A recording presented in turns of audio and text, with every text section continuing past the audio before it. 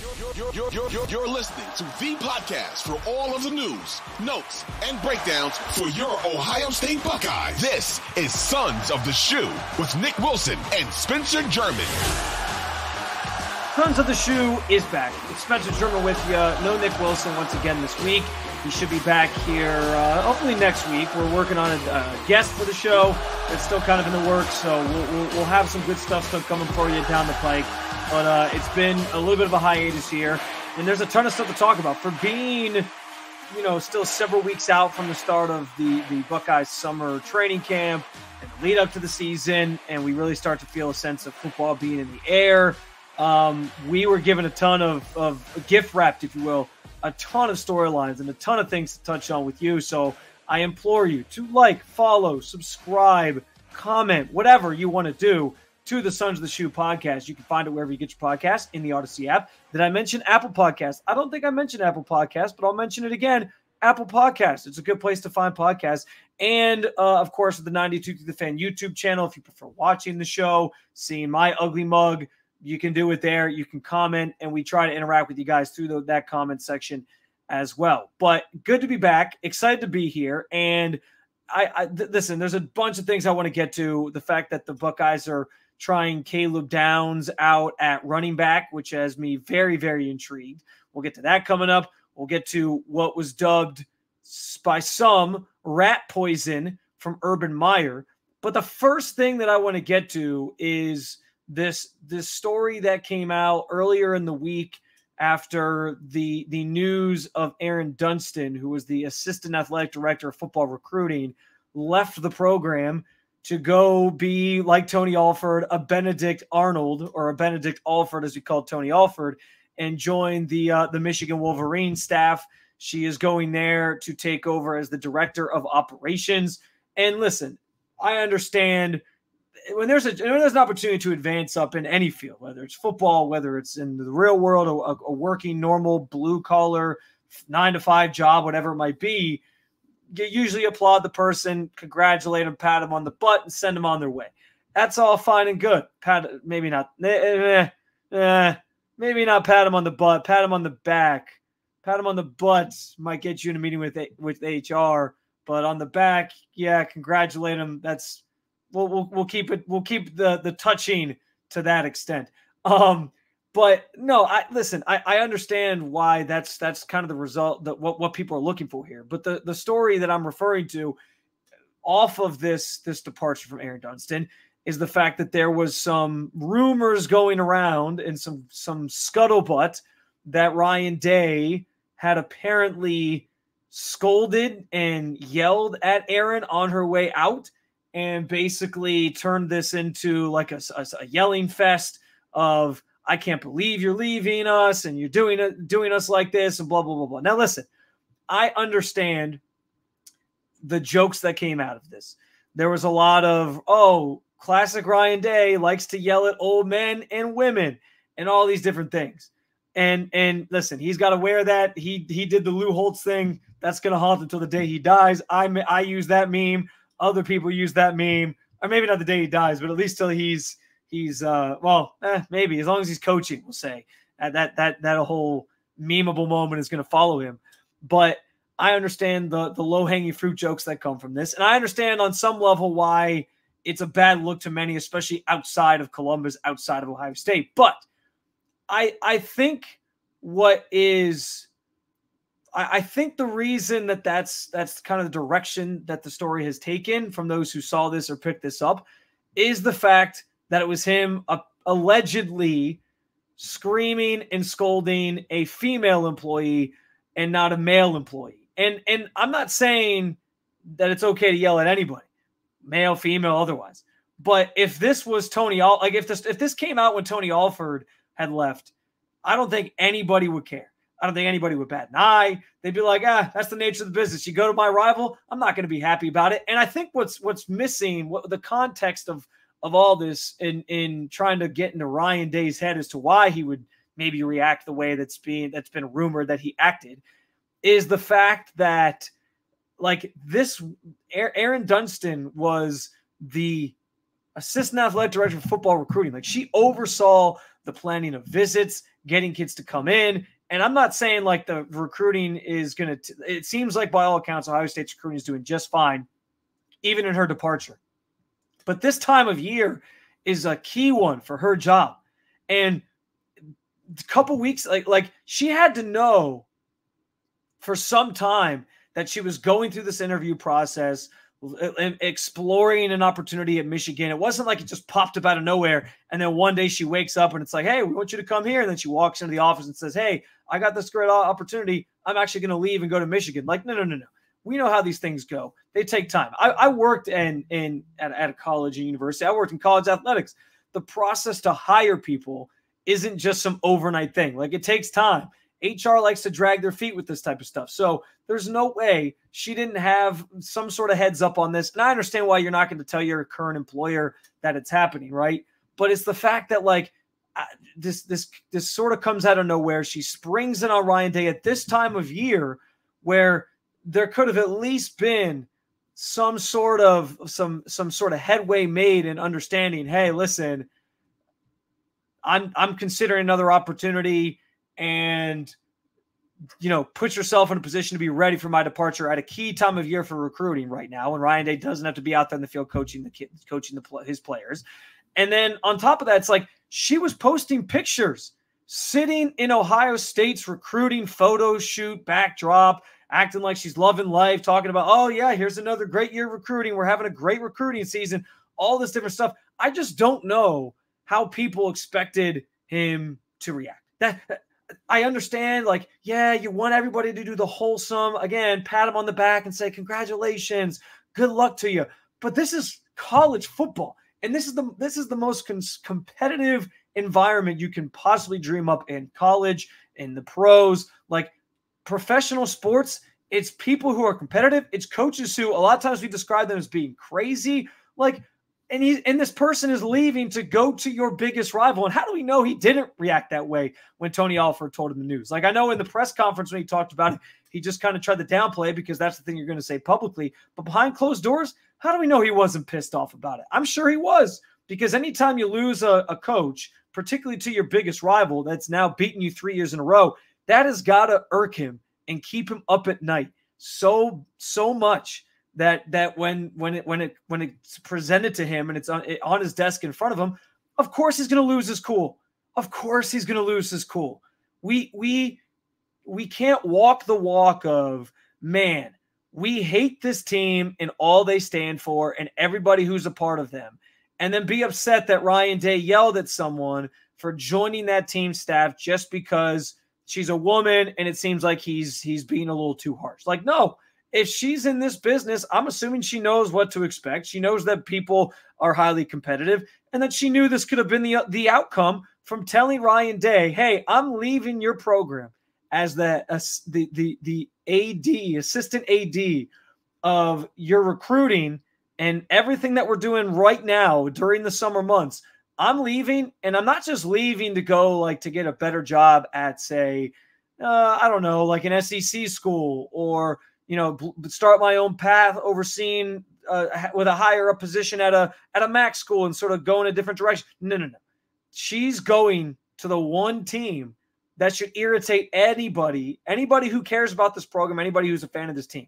That is the one team that if somebody leaves as a coach, as a recruiting coordinator, as a director of operations, as a player, no, we ain't standing for that. This is what we want out of this rivalry. We want people to care.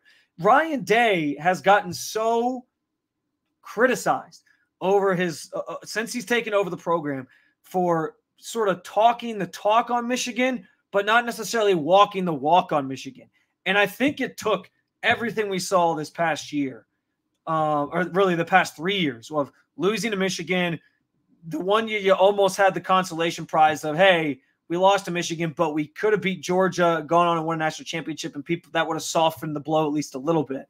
But you still lost to Michigan 3 straight years. And now to put the cherry on top of it all, Michigan goes out and they win the national championship this past year, and now you got to live with that. You got to sleep with that at your doorstep every single night, knowing that they went out and did the thing that you've been trying to do since you last won it in 2014. Like, that can't sit well with him when he's getting criticized from every angle and he knows the pressure's on. And it's why he's gone out and the program has gone out, and they made a point in building this team that everybody's calling a super team. I mean, even Urban Meyer had some comments about it, which, like I said, we'll get to, potentially being the best roster of the last decade or more or beyond. Like, they have stockpiled so much talent on this team this offseason for one reason. Yes, to win a national championship, but it's because they're sick and tired. And Ryan Day was sick and tired of losing to Michigan. So he was like, hey, we're doubling down on everything. We're bringing in another running back to complement our great running back we already have. We're building the best secondary in the country. We're going out and getting Caleb Downs plucking him from Alabama. We're going to the transfer portal. We're bringing in another great recruiting class. We're trying to convince everybody to come back by ramping up our NIL dollars. We're doing everything we can to build a super team that can finally take down Michigan, because I ain't doing this anymore. And so all of that, the last 3 years have built to this moment where Ryan Day cares so much that he has put his blood, sweat, and tears this offseason into building a team that we legitimately are sitting here saying should be the odds-on favorite to win a championship, aside from maybe Georgia, and has a chance to go do that, but also has a chance to beat Michigan and get back to the prominence that we've been talking about. He knows the pressure's on. He finally is at a point where he's like, listen, I'm taking this seriously. I ain't fucking around anymore.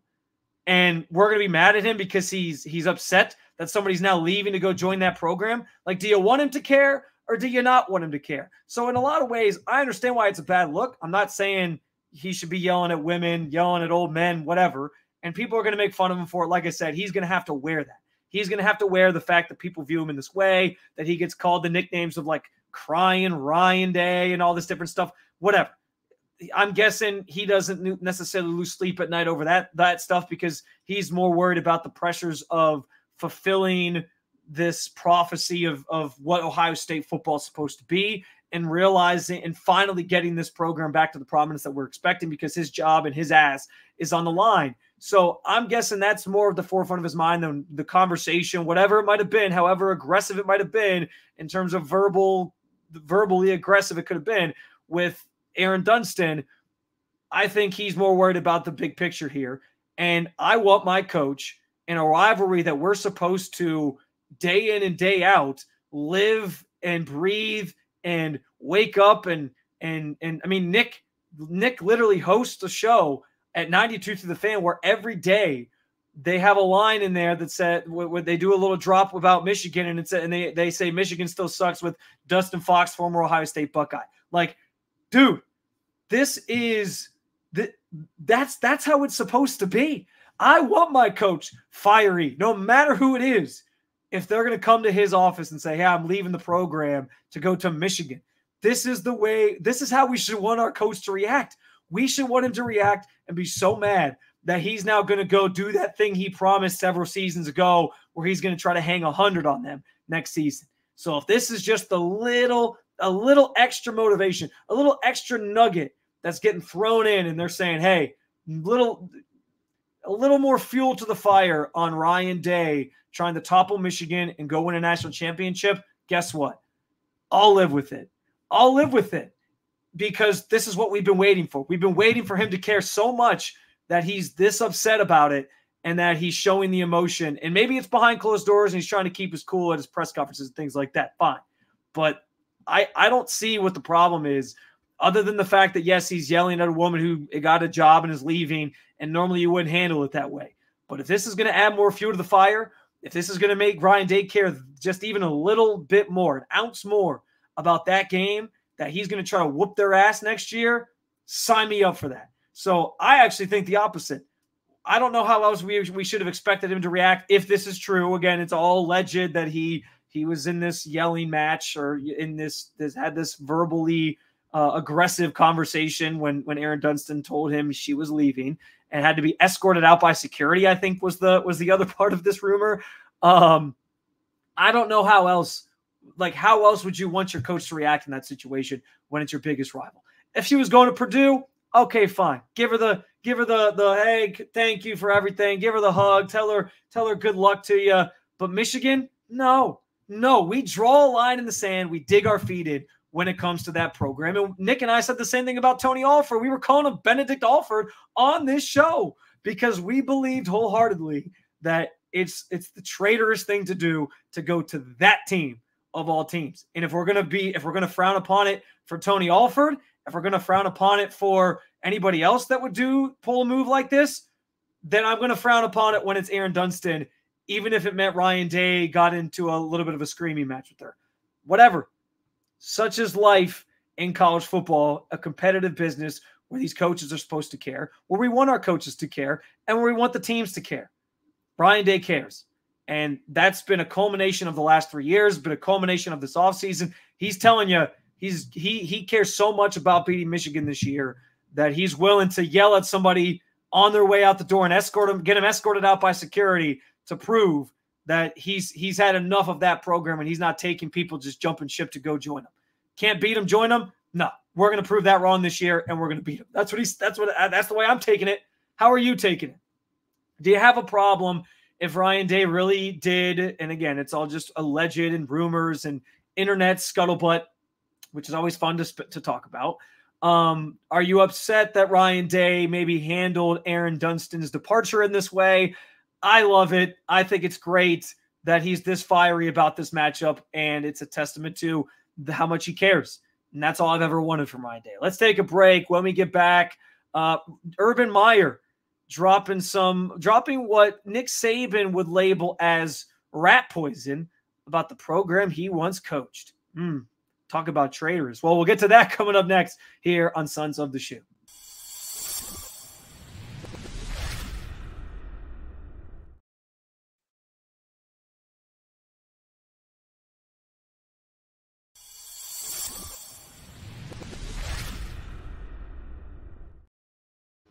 Welcome back to Sons of the Shoe. Spencer German again with you, riding solo this week. And there was an interesting video that was making the rounds.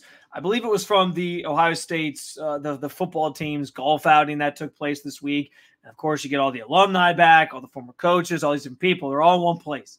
And so you had some commentary from Urban Meyer and Jim Tressel, two of the greatest coaches in Ohio State history, obviously. That goes without saying.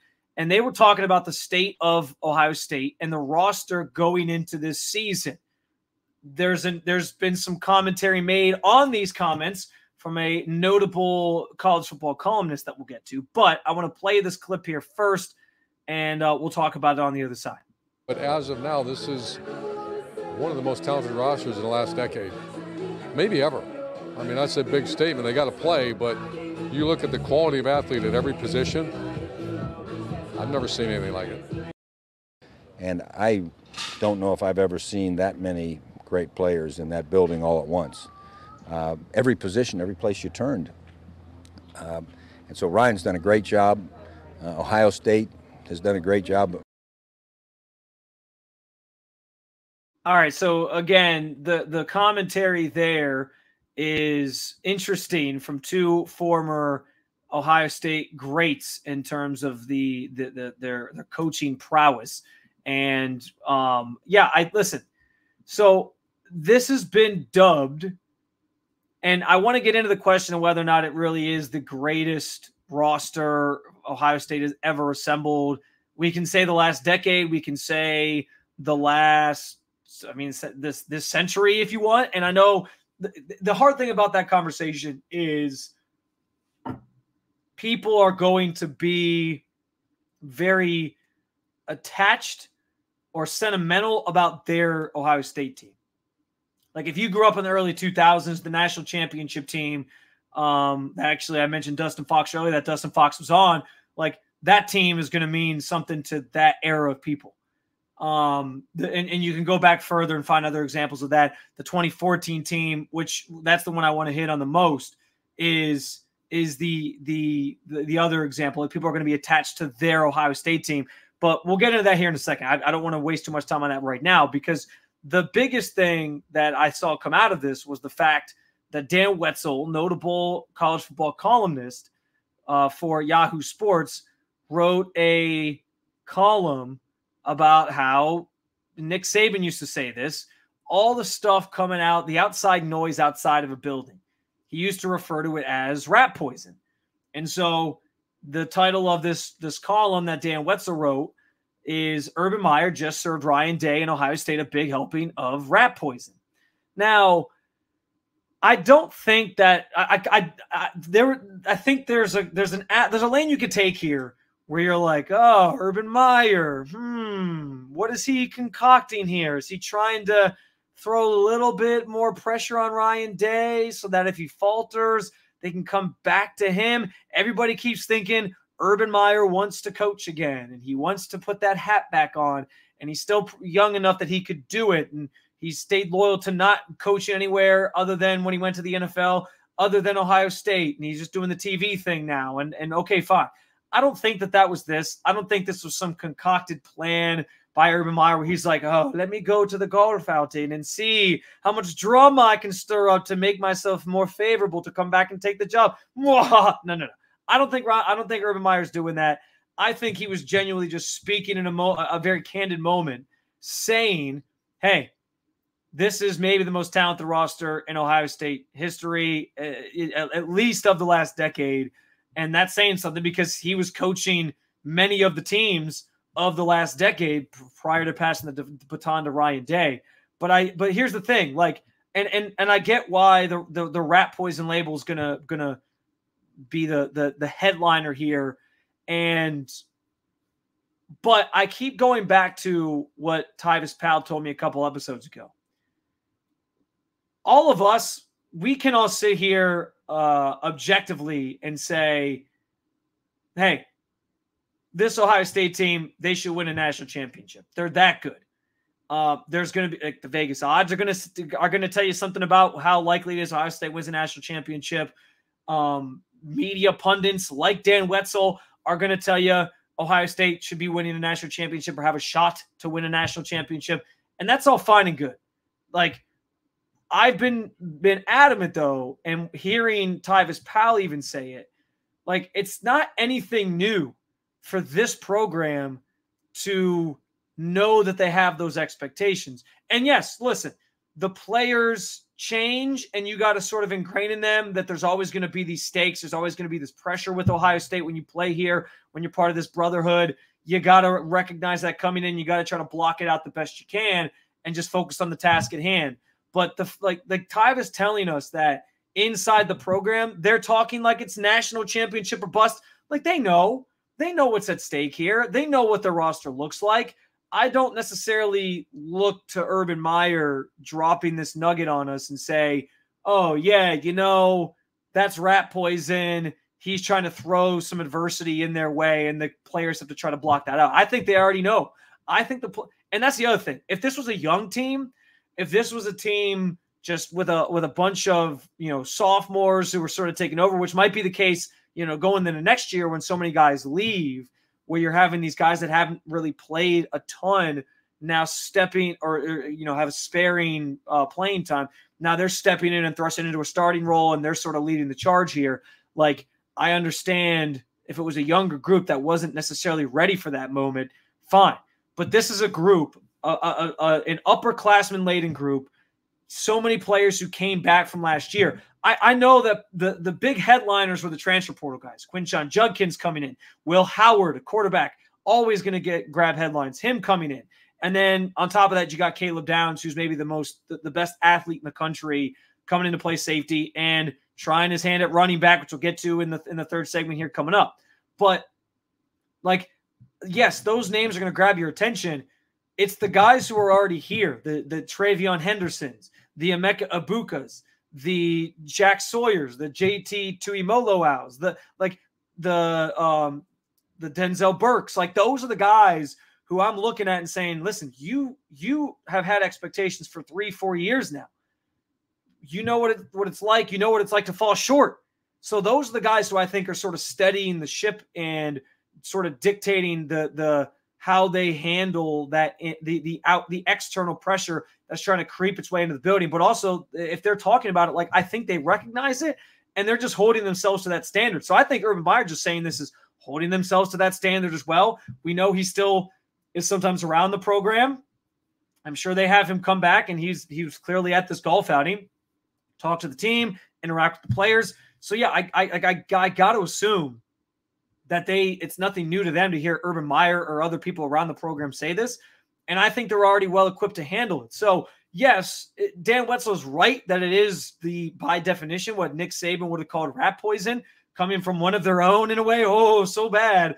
But I also think that this program is so equipped at this point to handle it. And they already know what's at stake. They already know that the roster's this talented and that they have high expectations. And they're talking about it like they have to meet those expectations themselves. So if they're already holding themselves to that standard, I'm not worried about something Urban Meyer said. Where I get more worried is in season. Like if they go beat Oregon in early October and everyone's, thrilled about it. It's a statement of like where you are right now, the direction the program's setting. And after that, the next big game you're sort of circling is Penn State. But even if you get through that unscathed, we know Michigan's coming down in the back of our minds. We're all looking ahead to that because that's the prove it game for Ryan Day and could be a big factor in, determining a Big Ten champion or whatever. So that's the game we all got our eyes on. And what I worry about is like the team getting too far ahead of themselves in that way. Urban used to have that issue, right? And as we talk about if this really is the best team in the last decade or beyond, that 2015 team came back after winning the national championship, loaded roster, and they sort of got it. They looked ahead and they slipped up against Michigan State in a game they should have won at home. And Urban got a little too conservative or doing too much. He got the opposite of conservative because he wasn't running the football with Ezekiel Elliott. I still remember Ezekiel Elliott calling out the coaching after the game for not handing the ball off to him more. But it was like, that's the thing I worry about is more like in season. Right now, I think they understand like, hey, we're going to go in. We're going to try to take it one game at a time. We're not going to get ahead of ourselves. But it's that emotional – right now it's easy to kind of block all that out anyway. When you get to the season and you start winning big games, then it's like a test of, okay, are you looking too far ahead? Can you handle the added pressures that now are coming with, okay, you're having success. Now you got to keep it up. You're undefeated. Are you going to finish undefeated? You're in the Big Ten championship game. Are you going to win it? Which is one of the things that this group of players that all came back has cited as a big reason why they wanted to come back was because they didn't check any of those boxes. They didn't win a Big Ten championship game. They didn't beat Michigan, and they didn't win a national championship. This year, they're supposed to have a chance to do all three. I don't think this is anything new or adds any massive pressure because I think the pressure's already there, and I think they understand that given the way that they're talking from inside the program, which is what Tyvis Powell even alluded to a couple weeks ago.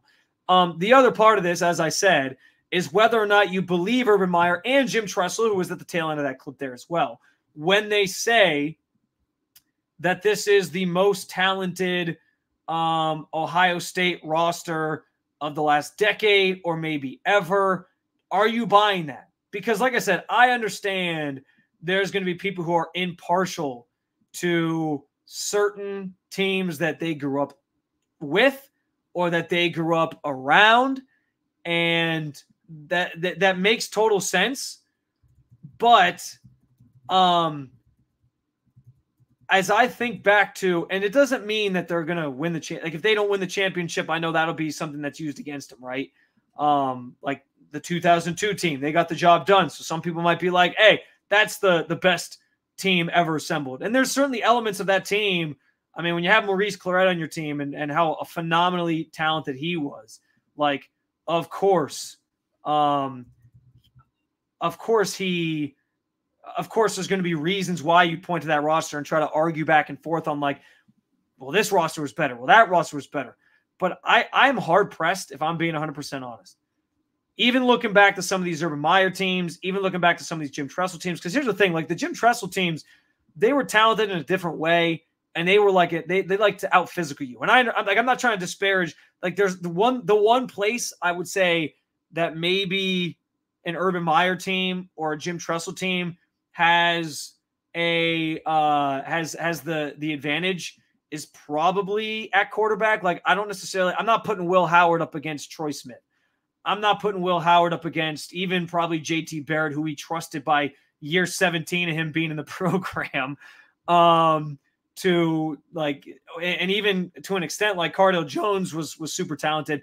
I'd probably say those guys, I trust them more. I've seen more. I think they're probably more talented players than maybe what Will Howard is right now. And I could be wrong in that, and I could be proven wrong in that. Craig Krenzel, maybe not so much. Like maybe I think I would probably take Will Howard over him for that off that 2002 team. But I understand like you could go up and down the roster and point to certain guys and say, hey, well, this guy on the 2002 team, like AJ Hawk was on the 2002 team as a freshman. Like, yeah, that dude was good. I'm not going to dispute that. Like there's certainly elements and certain players that you can point to and say, well, this makes this team talented. This makes that team talented. But the concept of what Urban Meyer and Jim Tressel were saying is like the collection of talent. So yeah, maybe the 2014 team or maybe some of Tressel's teams with Troy Smith or whatever had better quarterback play and still had some good receivers like Ted Ginn and all these other guys mixed in. But did they have the all-around collection of talent that this Ohio State team has? And I have to say no. And I think the closest team to it really is the 2015 team post-championship with Urban Meyer when they came back. I think that's the closest you're going to get to a team that had as much talent as this current Ohio State team has. And the reason I say that is just because we all remember coming back that year after they won the Natty and thinking to ourselves like, dude, this team has no business not repeating. Ezekiel Elliott was back. You had Curtis Samuel on that team. Michael Thomas was back. Braxton Miller was back off the injury, coming out as a wide receiver, and he gave you that amazing play against Virginia Tech that year. On the defensive side, you had a ton of talent. That was still with the team at that time. Joey Bosa was back.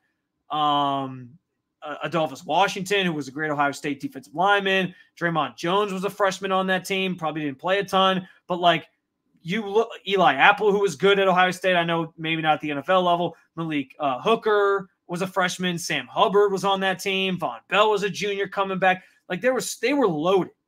They were loaded coming back that year to a point where you felt Tyvus, who we had on a couple weeks ago, like I said, he was coming back that next year on that same exact team. So yeah, like that team was so stacked that I think they come as close as we can get. But this team, the running back room they have, the defensive line group that's returning and very upperclassmen laden, the secondary being, again, they're calling themselves best in America, and you add Caleb Downs into the mix with a group, again, of upperclassmen heavy, an upperclassman heavy position there. I mean, this group this team is absolutely stacked. And I don't know if we've ever seen, to Tressel and Urban's point, I don't know if we've ever seen a team that was this loaded. That doesn't necessarily mean they're going to win the national championship. And that might taint the argument of they're the best roster ever. But from a talent standpoint, find me an Ohio State roster that was as talented as this one that Ohio State's bringing in right now. And that's not even, I didn't even mention like a guy like Jeremiah Smith, who consensusly might be like, he is one of the top recruits to ever come to Ohio State. And he's going to make an impact year one. Like that should tell you something. That dude's a freak. We've said it a billion times on this show. And so, yeah, like from top to bottom, talent-wise, I think this team is it. That doesn't guarantee anything, but I do think that this team is it from just that context or that lens that Urban Meyer and Jim Tressel were both talking about it in that clip, which, by the way, came from Adam King of 10 TV in Columbus. Guys, is this the best Ohio State, the most talented Ohio State roster of the last decade or even beyond, in your opinion? Leave us a comment at the 92 Through the Fan YouTube channel. You can also hit me up on X at Spencito_. Let's take a break. When we get back, Caleb Downs, his name's come up a number of times today. As a running back, sounds like it's a real possibility this year for the Buckeyes. We'll talk about it next on 92. I did the thing Nick does. I'll talk about it next on Sons of the Shoe.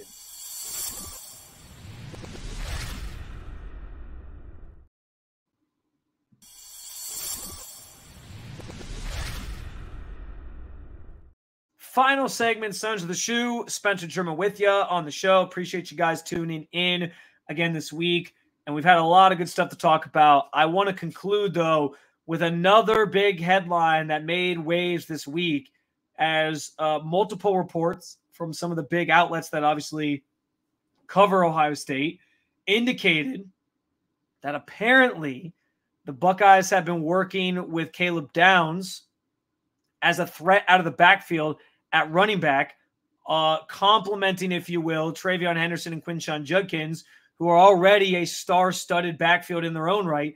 Now you're throwing Caleb Downs into the mix. And I get it. Maybe you're thinking, why would you take carries away from the other two guys? Do they really need him to do this role? This goes back to, for me, and I talk sort of along the lines of what I talked about at the top of the show. Ryan Day has essentially signaled this entire offseason that he's empty in the clip.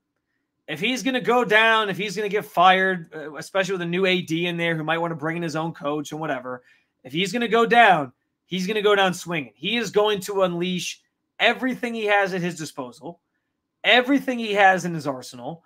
And the idea of Caleb Downs playing running back intrigues me immensely. Think about it. Like, you got TreVeyon Henderson. You got Quinshon Judkins. Every now and then, and I'm not saying, like, get him out there. Even it doesn't even have to be, like, once a game. Like, save him for the bigger games, the Oregon, where that's a team that's going to try to have a track meet against you anyway. Why not use the freak of nature athlete who's a kick returner for you, who is a great safety and a safety and defensive player for you? Why not unlock that guy and use him in the offensive game plan in some way, shape, or form? I'm co-signing this. I think it's great, and I think it gives you a wrinkle that teams maybe wouldn't necessarily have been accounting for if it was just Quinshon Judkins and TreVeyon Henderson. And now they got to think about another player coming out of the backfield, maybe catching passes out of the backfield and attacking you in that way, or maybe just straight up being a running back for you out of the backfield in certain formations or on certain plays. I think it's great. And this is, to me, like, I understand we've been so ingrained in today's day and age of football to basically we see a player as one role. It's like, hey, he's a safety. You got to specify when you go to the NFL, what position do you play? And sometimes there's these tweener guys, right? Guys who maybe are a linebacker or maybe a safety in the NFL and they don't know, and you got to figure out what position you're going to play. We see it with quarterbacks. Lamar Jackson, everybody wanted him to be a wide receiver. He bet on himself, and now he's won 2 MVPs at quarterback. So good for him. But yeah, like, we want to put people in a box of, hey, you can only play one thing. You can only play one position. What position are you? I don't know. Like, I think there's certain players who are special enough that you can utilize them in more than just one role or more than just one position. And Caleb Downs is that type of player. I mean, look what, and maybe some of it's by necessity for Coach Prime and Deion Sanders, where he's got Travis Hunter playing both sides of the ball because, well, he's that talented that they're like, well, we need somebody who can do it all on both sides. So, yeah, he's going to play both sides. He's not going to specify one position or the other. But if he can do it, I think Caleb Downs can certainly do it. And I love the idea of Ryan Day not just, like, limiting himself to what role Caleb Downs has kind of been, you know, I don't want to say put into, because he did choose this, and this is kind of the position that he plays naturally. But just being put into a box of he can only do this one, he can only do kick returns and defense for us. No, if you got a freak athlete like that, I think getting him involved in the offensive side of the ball actually makes a ton of sense. And there's the other part of this, which is that Caleb Downs played running back in high school. He went to Mill Creek High School in Georgia, and his junior year, he ran for 389 yards and 20 touchdowns on 57 carries. And he posted 648 career yards with 27 touchdowns. So almost doubled his yardage and added 7 more touchdowns in his, or sorry, that's for his whole career. I apologize. That was for his whole career. 27 touchdowns in his varsity high school career, along with the 648 yards. So at the high school level, there was coaches, and I understand in high school playing both ways is more commonplace, but he was used in that way anyway. So it's not like he hasn't done it before. I'm sure there's different terminology and things, whatever. I'm not worried about him learning the entire offensive playbook. I'm just worried about him being used in certain situations, certain formations to give you an extra element to think about. And like, who, I don't know, how could anybody possibly be against this? Like, this is, I did the evil Urban Meyer earlier, where he was like concocting a plan to get his way back to being the Ohio State head coach. No, this isn't like, this is a more appropriate place to use that, because I'm just picturing Ryan Day and Chip Kelly sitting in a meeting room, and they're like, hey, our opponents, they got to think about Quinshawn Judkins. They got to think about Travion Henderson. They got to think about Will Howard as a runner and a passer. They got to think about Emeka Ibuka. They got to think about Jeremiah Smith. They got to think about Brandon Inniss if he gets back healthy. They got to think about Carnell Tate. And you know what? Let's make them think about one more thing.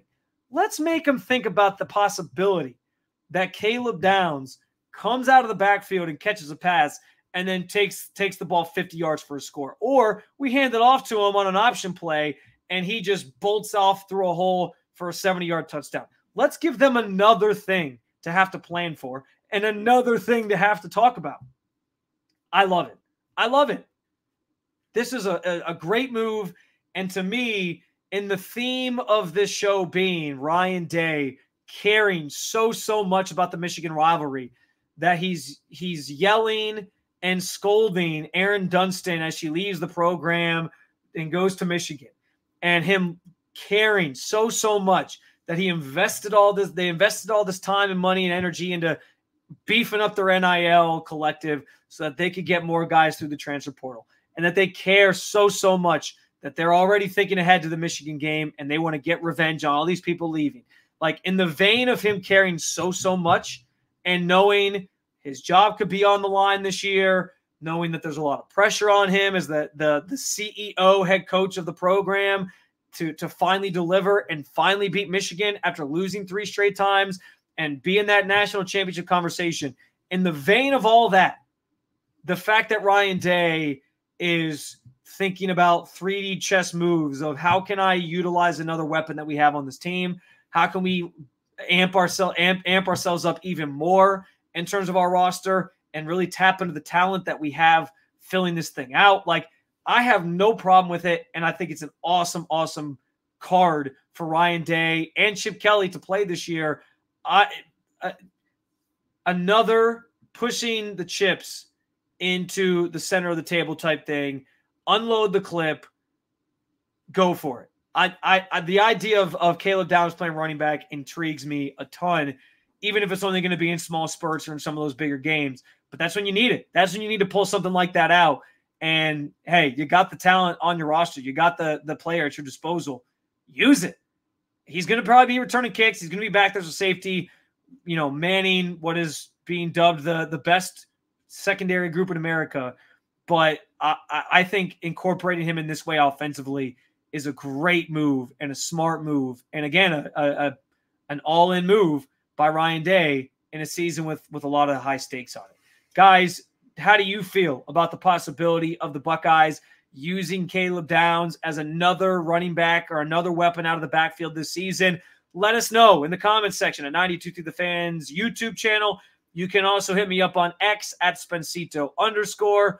In the meantime, I appreciate you guys jumping on in. Please like, follow, subscribe, whatever else you can do. If you can interact with the podcast in any other way, please do so. We're a relatively new podcast. We're not even a year old yet. That'll be happening this fall during football season. And Nick and I want to certainly keep generating some buzz with this thing and keep this thing rolling. So I implore you to do all those things in the Odyssey app, wherever you get your podcasts, Spotify, Apple Podcasts. Did I mention Apple Podcasts? I think I just did, but I'm mentioning it again. So please do all those things. And you can find us, of course, at the 92 Through the Fan YouTube channel and at 92throughthefan.com. Until next time, guys, hoping Nick is back next week once he's all sort of settled and moved into his new home. And we're also hoping to potentially have a guest coming up for you at some point in the near future. And I'll tell you, we're crossing enemy lines to potentially get this next guest that's going to be coming on the show. We'll see how he feels. I'm not going to give too much away, but we'll see how this potential guest that we have would feel if somebody would leave Michigan's program to go to Ohio State's program, and if he would yell at them. we'll see what he has to say about it, hopefully next episode. But until then, thanks for watching, guys. And as always, go Bucks.